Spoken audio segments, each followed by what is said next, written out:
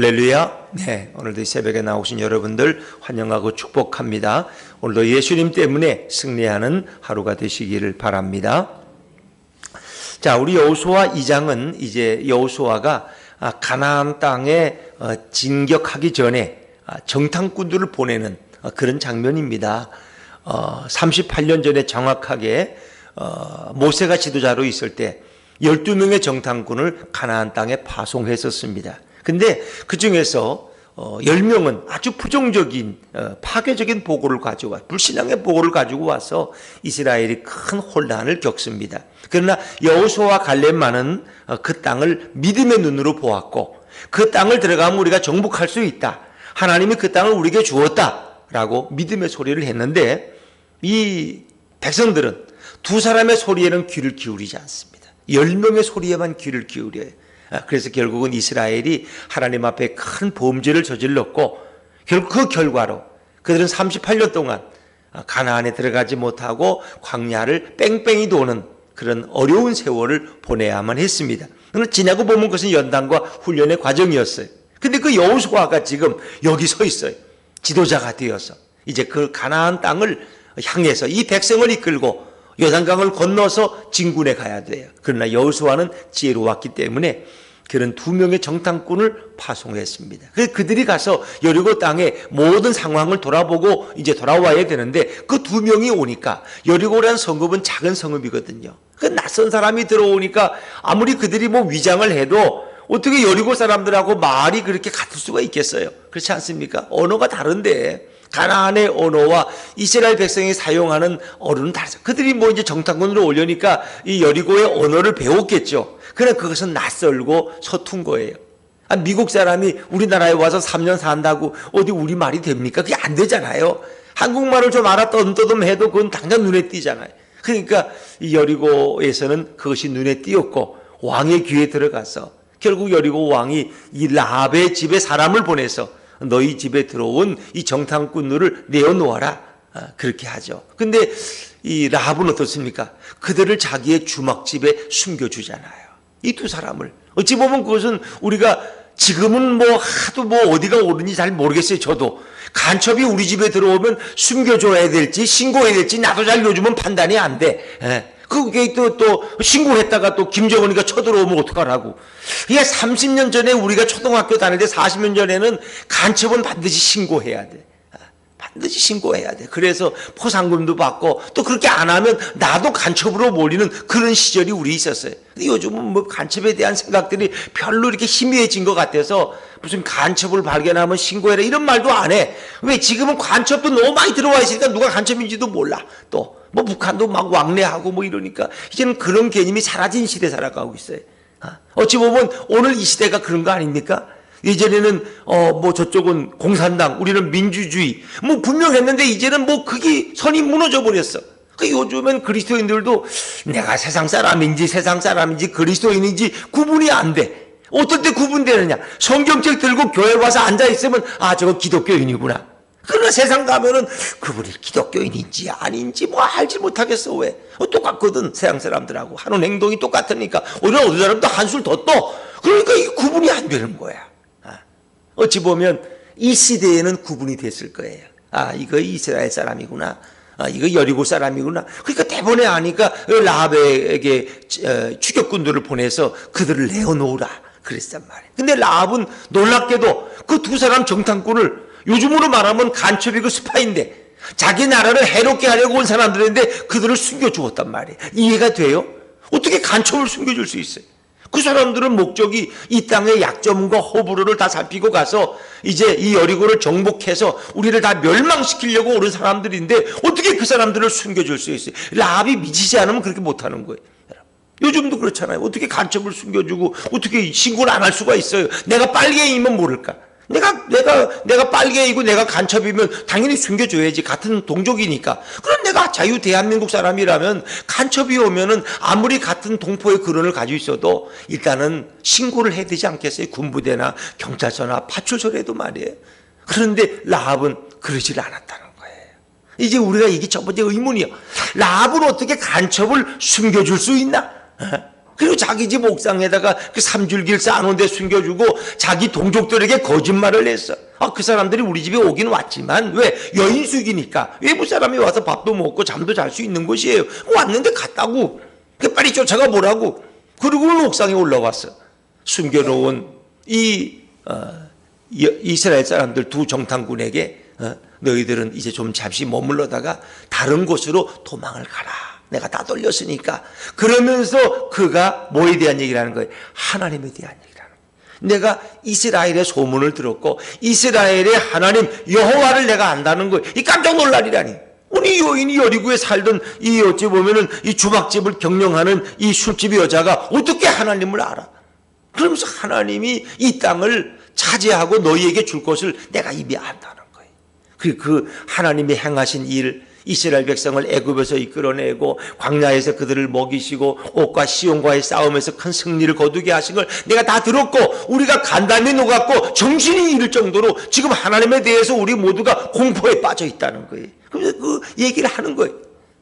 그러면서 그들을 돌려보내는데 거기 조건이 있어요. 너희들이 이 성을 정복할 때 우리 가족만은 살려달라.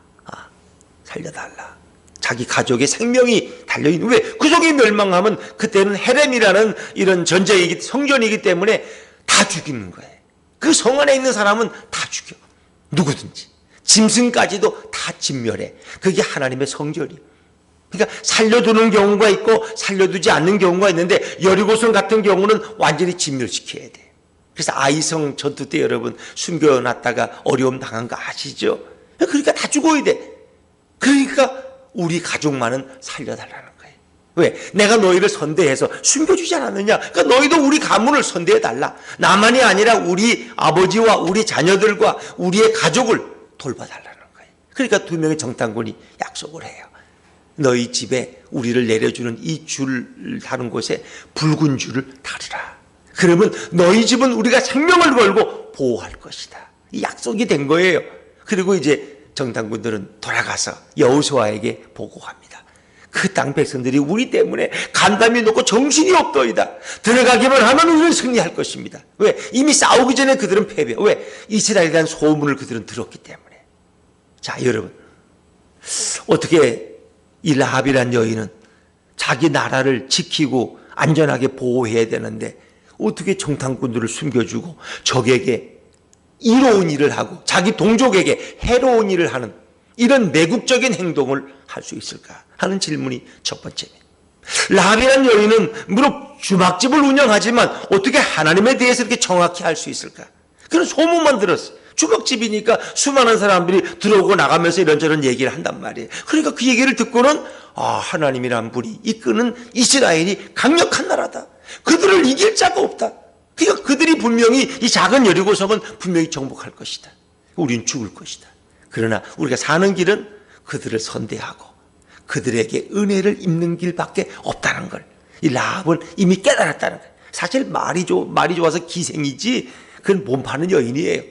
주막이라는 건 여인숙이라는 건 다 음식도 팔고 잠도 재워주지만 또 필요하면 몸도 팔고 다 그런 어찌 보면 아주 천한 여인이야.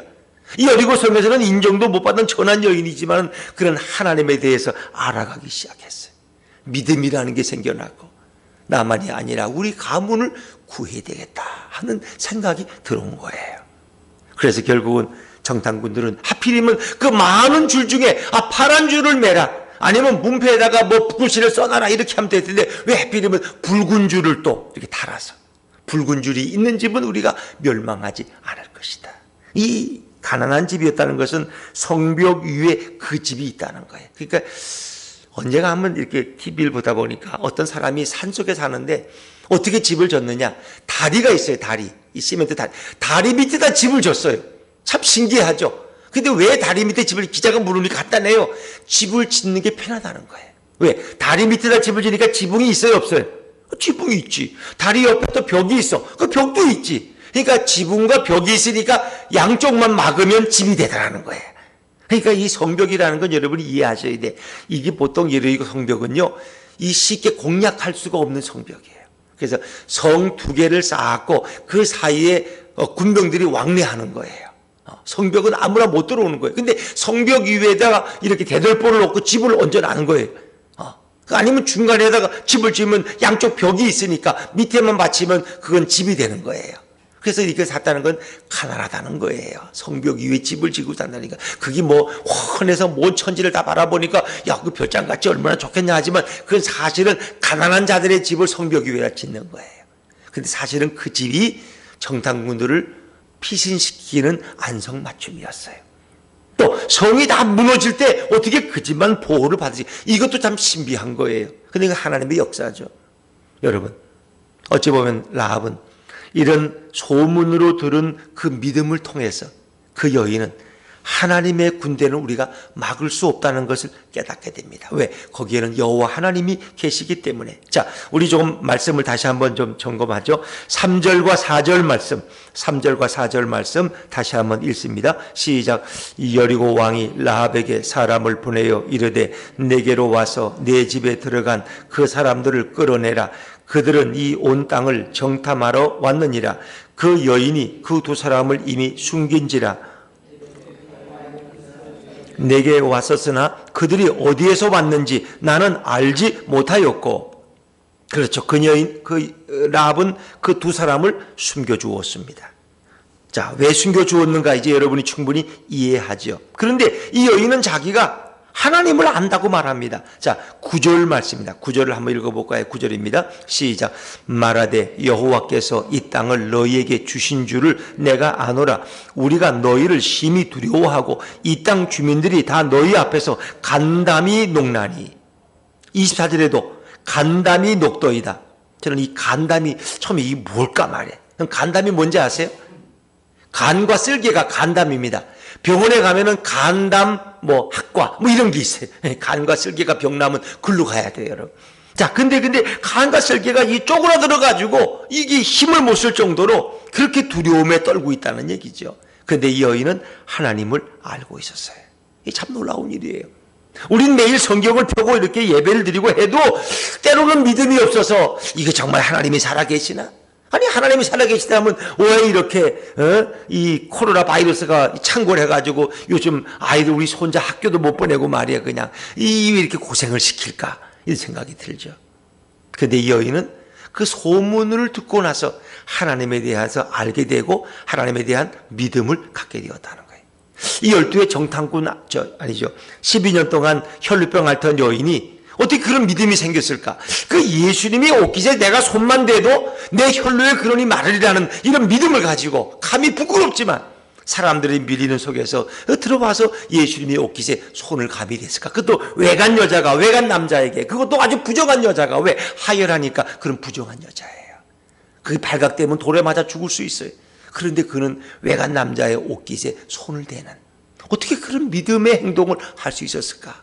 정말 이거는 하나님께서 이 라합의 마음속에 저는 굉장한 믿음을 부어주셨다고 믿습니다. 그래서 히브리서 11장에 보니까 믿음으로 기생 라합은 정탐꾼을 평안히 영접하였으므로 순종하지 아니한 자와 함께 멸망하지 아니하였도다. 이 믿음은 성령께서 부어주시고 우리 하나님께서 라합에게 이 믿음을 부어주신 거예요. 자, 그리고 이제 그들과의 약속 가운데 어떡합니까? 우리의 목숨을 너희가 보존해달라. 자, 그 조건은 붉은 줄을 내리는 거예요. 자, 18절로 한번 건너뛰어 볼까요? 18절입니다. 18절 시작. 우리가 이 땅에 들어올 때에 우리를 달아내린 창문에 이 붉은 줄을 메고 내 부모와 형제와 내 아버지의 가족을 다 내 집에 모으라. 19절 한 번 더 읽죠. 19절. 누구든지 내 집 문을 나가서 거리로 가면 그의 피가 그의 머리로 돌아갈 것이요 우리는 허물이 없으리라. 그러나 누구든지 너와 함께 집에 있는 자에게 손을 대면 그의 피는 우리의 머리로 돌아오려니와. 이 붉은 줄은 여러분이 이미 다 알고 계시죠. 예수 그리스도의 보혈을 상징하는 것입니다. 결국은 여리고성이 망하는 과정 속에서 왜 하필이면 붉은 줄을 맸을까? 파란 줄을 매도 되는데. 그건 간단해요. 구약 성경이라는 것은 이 땅에 우리를 구원하러 오시는 예수님을 말씀하고 있기 때문에 예수님이 흘리신 보혈에 성경은 초점을 맞추고 있는 거예요. 이건 그냥 붉은 줄이 파란 줄을 매지 보라색 줄을 매지 노란색 줄을 매지. 요즘 뭐에 또 노란색 이게 많잖아요. 그런데 그게 아니라는 거예요. 이 빨간 줄이라는 것은 이 땅에 오신 우리의 하나님 메시아가 십자가에서 흘리실 그 보혈의 은혜, 그 붉은 피를 흘리심으로 저와 여러분의 모든 죄가 씻음받을 것을 성경은 이미 몇천 년 전에 약속하고 있는 줄로 믿으시기 바랍니다. 그걸 예표하고 있고 예언하고 있는 거예요. 구약 성경이라는 것은 그냥 쓰여진 게 아니에요. 이것은 예수님이 오셔서 행하실 일을 이미 우리에게 보여주고 있는 거예요. 그리고 이미 교회가 세워질 것을 말씀하고 있는 거예요. 아무리 세상이 부패해도 우리가 교회 속에 들어오면, 근데 교회를 오해하지 마세요. 건물 교회가 아닙니다, 여러분. 난리가 나면은 교회 건물 속에만 오면 보호받는 게, 교회는 폭탄이 안 떨어지나요? 그거는 예수 그리스도의 몸된 그 품 속에 들어오라는 거예요. 예수님의 사랑 안에, 예수님의 은혜 안에, 성령의 능력 안에, 말씀 안에 들어오면 그는 반드시 보호받는다는 거예요. 건물의 개념이 아니에요. 교회라는 건 건물이 아니라는 거 아시죠? 그러니까 큰 교회 건물 이 땅에 땅을 짓고 그냥 몇천 평의 건물을 짓고 그 건물 속에 들어간다고 구원받는 게 아니에요. 교회 안에, 예수 그리스도의 몸인 교회 안에, 그것이 개척교회라도 그 건물이 아니라 예수님의 임재 안에, 예수님의 품 속에 내가 들어갈 때 나는 보호받을 수 있다는 거예요. 그러니까 여기서 말하는 집은 바로 이 땅에 세워질 교회를 가리키고 있는 거예요. 건물의 집으로서의 교회가 아니라 예수 그리스도의 능력 안에 있는 그 교회 속에 속한 자는 보호받는다. 그러니까 우리가 주님의 품 안에 있다는 것이 이렇게 중요한 거예요, 여러분. 그래서 구약에서도 하나님이나 예수님을 가리키는 표현 중에 반석, 피난처, 요새 이런 말이 있는 거예요. 그건 우리를 보호할 수 있는 거예요. 반석에 들어가면은 반석이라는 큰 바위 밑에 들어가면은 태풍이 지나가도 안전할 수 있는 거예요. 저기 화살을 쏴도 그 반석 밑에 있으면 안전할 수 있는 거예요. 또 그날 그 반석에서 생수가 터져 나와서 200만 명이 먹었다니까요. 그게 다 누구를 가리키는 거냐? 예수님을 가리키고 하나님을 가리키는 것이다. 그래서 우리가 구약 성경을 읽을 때 예수님으로 읽지 않으면 그 성경을 잘못 읽는 거예요. 그것은 그냥 세상의 소설을 읽고 설명하는 것과 동일한 것이다. 그래서 두 사람은 돌아가서 이렇게 보고를 했어요. 자, 여러분, 우리는 지금 두 나라 시민이라는 거 아시죠? 우리는 이 땅에 대한민국 백성으로서 주민등록증을 가지고 있고 패스포트 여권을 가지고 있어요. 그러나 우리는 동시에 하나님 나라 백성인 것을 믿으시기 바랍니다. 우린 천국 백성이에요. 우리는 하나님 나라에 속한 거예요. 우리는 이 땅에서도 여당도 아니고 야당도 아니에요. 우린 예수님께 속한 사람, 예수님께. 우린 예수님의 관점에서 봐야 되지 자꾸 이렇게 엉뚱한 걸 따라가면 안 돼요. 여당과 야당에 속한 분들, 아주 열심히 있는 분들은 누가 무슨 말을 해도 안 믿어. 자기 진영 논리에 갇혀가지고 남은 다 틀렸어. 자기 당이 주장하면 그게 옳은 거야. 그게 진리야.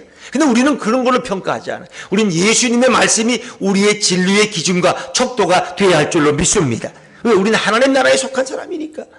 이 두 나라 시민으로 우리는 살아가는 거예요. 근데 라합은 자신의 나라인 여리고라는 나라 속에 백성으로 사는 거예요. 비록 그가 비천하고 몸을 파는 기생이지만은 그런 그 여리고에 속한 백성이에요.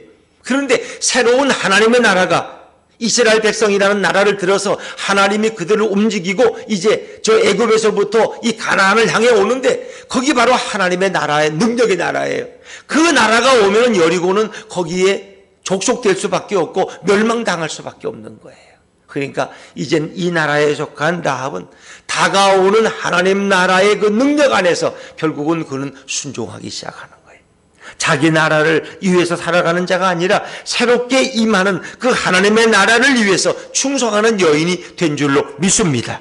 그러니까 이걸 자꾸 세상 나라로 말해요. 자기 나라를 배신한 이런 여인이 어떻게 다윗 왕의 고조모 할머니가 돼서 조상이 되고 성경의 그런 관점으로 보지 마시고 육적인 나라에 살고 있는 그에게 영적인 나라가 임하게 되는 거예요. 그래서 그 생명의 나라, 하나님의 나라, 예수의 나라, 그 나라를 라합은 받아들인 거예요. 그리고 예수님, 하나님을 알게 된 거예요. 그래서 결국은 그 여인은 거기에 순종하는 자가 되는 거예요. 여러분 이거 오해하시면 안 돼. 우리가 성경을 모르는 분들이 꼭 묻는 질문이 그래. 아니 하나님은 사랑의 하나님이고 평화의 하나님인데 왜 그 잘 살고 있는 여리고에 가서 왜 그 나라를 이렇게 성을 허물어뜨리고 말이야 7바퀴 돌게 해서 그리고 왜 그 백성을 다 진멸시켰느냐. 하나님은 무모한 살인자가 아니냐. 이렇게 성경을 모르는 사람들은 말할 수 있어요. 가나안 땅 백성들이 잘 살고 있는데 왜 그 땅을 하필이면 이스라엘 사람들에게 줘서 그 땅이 난리 풍파를 겪게 하고 다 죽게 만들고 쫓겨가게 만드느냐? 하나님이 나쁜 하나님 아니냐? 그 성경을 모르기 때문에. 여러분, 이 여리고가 망한 것은 이스라엘 때문에 망한 게 아니라 그들은 자신들의 죄 때문에 망한 줄로 믿습니다. 그러니까 여리고라는 성은 죄악이 아주 만연되어 있어요. 가나안 땅의 한 입구에 있는 이 성은 우상 숭배가 만연했고요. 그들은 이제 하나님의 징계로 죽을 수밖에 없는 그런 성이에요. 그 때문에 하나님이 공의란 이름으로 그 성을 심판하시는 거예요. 여러분 그걸 아셔야 돼요. 그 죄가 없는 사람들이 여리고 사람들이 죽은 게 아니에요. 그들은 죄악으로 지금 있고, 그리고 그들의 죄악은 누가 제일 잘 알아요? 그 땅에서 여리고에서 여인숙을 운영하면서 그 몸을 파는, 술을 파는 그 여인이 제일 잘 알아. 이 성읍은 지금 죄악으로 가득 차서 이건 도저히 더 이상 존재할 수 없는. 여러분 우리나라가 이렇게 죄가 많다 이런 건 누가 제일 잘 알을까? 저는 잘 모르지만은 형사들이 잘 알 것 같고 술집에 종사하는 분들이 잘 알 것 같아. 왜? 어찌 보면 또 나쁜 일들은 뭐 술집이 나쁜 곳은 아니에요. 근데 거기서 많이 일어나거든. 거기서 다 바람을 피고 거기서 외간 여자들하고 다 이렇게 하고 그게 다 술집에서 일어나. 그리고 정치인들이 잘 알아. 왜? 모든 부패는 정치인들이 너무나 뭐 뇌물을 주고받고 다 가지고 있거든. 그러니까 이 사회에 어찌 보면 험한 곳에 험지에 있는 분들이 제일 잘 알아. 그 사회가 얼마나 도덕적으로 부패한 사회인 걸. 그러니까 어찌 보면 이 라합은 이제 이 여리고는 곧 멸망당할 땅이라는 것을 그는 이미 알고 있었고, 그리고 하나님이 어떤 분이라는 것을 그는 알게 되었어요. 그래서 결국 그 여인은 선택을 한 거예요. 새로 오는 하나님의 나라의 백성이 되기로 그는 선택을 한 거예요. 그래서 그 여인은 결국 자기 나라를 배신하는 것처럼 보이지만은 그런 다가오는 생명의 나라에 속한 자가 된 줄로 믿습니다. 그렇다고 여러분이 대한민국을 배신하라는 얘기가 아니에요. 우린 이 땅에 몸담고 있기 때문에 대한민국도 사랑하고 세금도 잘 내시고 이 땅에 우리는 정말 평화를 위해서 기도하고 노력해야 돼. 그러나 궁극적으로 우리가 바라볼 나라는 바로 하나님의 나라다. 그래서 빌립보 3장 6절에 보니까 그러나 우리의 시민권은 하늘에 있는지라 거기로부터 구원하는 자 곧 주 예수 그리스도를 기다리노니.